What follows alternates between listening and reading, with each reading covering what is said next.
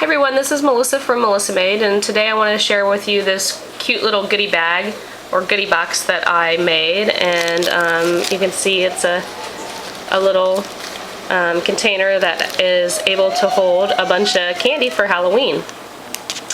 And I started with Cricut Craft Room, and I used Rock Princess, the regular Cricut cartridge, and I also used Blast Off, the Imagine cartridge. And I chose the little skull on Rock Princess that is right down here in the corner on your overlay.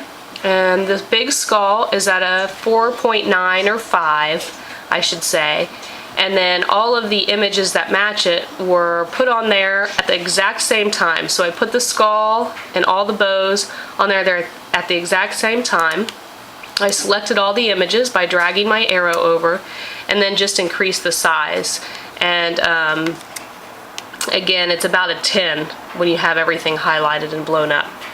So first I did that, and I cut everything out on my Imagine. I did use this pattern here from Blast Off, and if you go to Colors and Patterns and choose Blast Off, it's this pattern here. However, I had problems with the bows cutting out because they had a blue outline, so I decided to leave those off and just use the two solid colored bows that I printed in this black skull and the white skull that I printed and cut. So once I printed this screen out and it was done, I came back to this screen and chose each individual image and flipped it.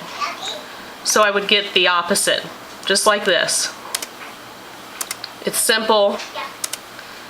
You can just select the images and click the flip button, and now they're all backwards. And that way when you make the box, you'll have a front and a matching back. And I've kind of racked my brains on how I'm gonna, initially before I had made the box, I had racked my brains on how I was gonna make a shaped box like this. And I had cut out a strip of paper and tried to adhere it to the sides, and it just wasn't working so well. And I kind of did a little bit of research online. Isn't online a great resource? I think so. And I was able to find Kimberly at My Craft Spot had created a little cauldron, and she came up with a clever way of connecting the two sides of a shaped image such as this together. So I'm going to put her blog address down at the bottom of the screen here, and that way you can access her blog and take a look at her cute little cauldron that she made, candy cauldron. So now that I've got all this together and I've got it cut on my Imagine, I'm going to show you how I adhere all the pieces together to make this cute little skull candy holder. Thanks, have a great day. Okay everyone, I'm going to finish up my little basket by following Kimberly's directions on My Craft Spot, and the way I'm going to do that is she mentions to cut out a 2.5 inch strip. So I'm going to go ahead and cut out my 2.5 inch strip, and I'm not going to worry about the length right now. This is a 12. I know it's going to be a little big for my for the skulls that I cut out. But I think what I'll do first is I'll go ahead and do the notching that she talks about.